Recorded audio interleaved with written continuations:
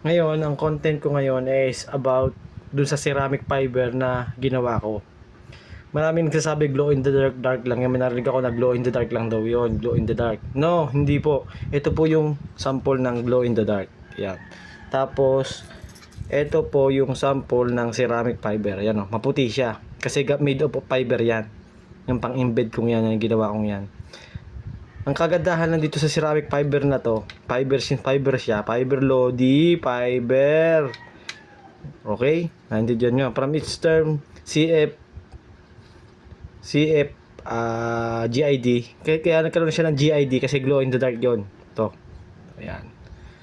So, pakita natin na glow in the dark yan. Ito yung bagong ito yung bagong product ko na earrings na made in rubies. O natin. Ito, may rubies din to.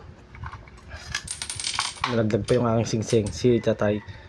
Okay, tingnan natin yung money. Ayun. Kita nyo, may ilaw siya. Yan. Rubies po yan. Tapos, hindi ko na kailangan anuhin kasi na-testing ko na to. Yung mga sample ko ng mga rubies na nasa akin ay na-test ko na lahat ng test ng dapat na i-test ay tinest ko na. Sa microscope, andun. Yan. Bale, basta ang content ko lang ngayon, yun nga lang na dapat kong linawin na magkaiba ang glow in the dark. Ito yung glow in the dark. Yan, huwag kang magloko ka camera. Ito yung glow in the dark, hawak ko sa kanan. At ito yung ceramic fiber. Yan, o. Pero parehas sila. Ngayon, tingnan natin kung mag-glow siya. Yan, ito yung glow in the dark. O, kita nyo, glow in the dark. Kaya nga lang, mahina ang glow niya. Hindi kagaya nung ceramic fiber na kapag nag-glow siya, as in glow talaga. Tingnan mo, yan lang. Ito yung glow in the dark. Ito na tinatawag natin na glow in the dark. At ito naman ang ceramic fiber. Puti. Kaya siya fiber. Yan. Fiber po yung ginagamit kong pang-embed na yan. Tapos, ang pagkakaiba niya, tingnan nyo. Oh, mas matindi ang ilaw niya kaysa rito sa glow in the dark. Pagsabayin natin yung pagkakaiba ng GID sa glow in the dark. Kung alin na mas maliwanag. Dapat nga mas maliwanag pa yung glow in the dark kasi glow in the dark nga Pero mas maliwanag pa rin yung ceramic fiber. Oh, kita nyo? Mas maliwanag ito. Yan, mas maliwanag ito. Yan, yun po yun. Para malinawan po ang lahat na magkaiba ang ceramic fiber sa glow in the dark. Yung formulation ng CF ceramic fiber GID sa glow in the dark. Ito po yung glow in the dark na kung tawagin ito. Ito yung material, plastic, makintab na hindi nalagay sa mga orasan. Ito.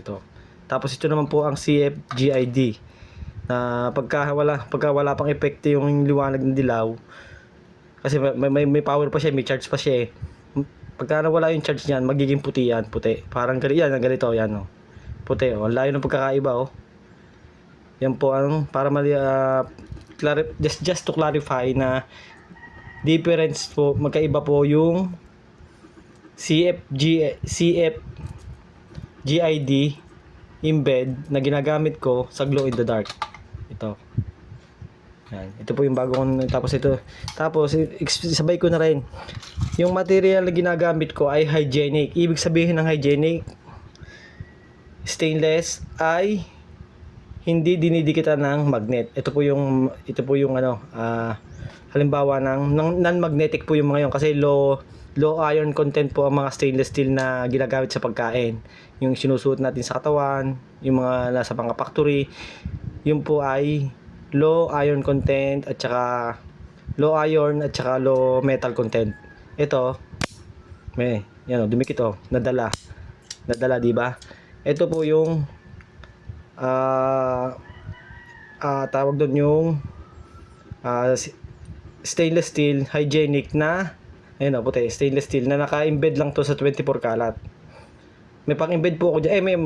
May pang po ako, hindi pala embed, tawag doon naka-electroplated yan Electroplated lang po to, hindi po to gold Pero hygienic po ang ginamit kong base material nito. Ibig sabihin noon, hygienic stainless, hindi kinakalawang at hindi dinidikitan ng magnet. Yan Yan.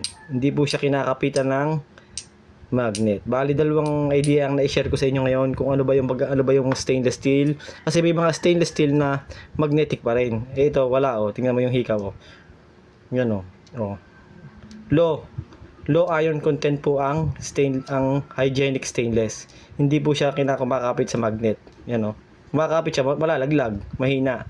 Ibig sabihin mababa yung iron at saka metal content ng mga stainless steel na ganito na hygienic. Ito. Mahina po ang iron content at saka yung metal content ng, kasi pagtaas ng iron content, paglakas ng magnetic field, yan oh. Yan, iron yan, bakal yan, yung perang yan, dinidikit lang ng magnet. So, yun po. At number one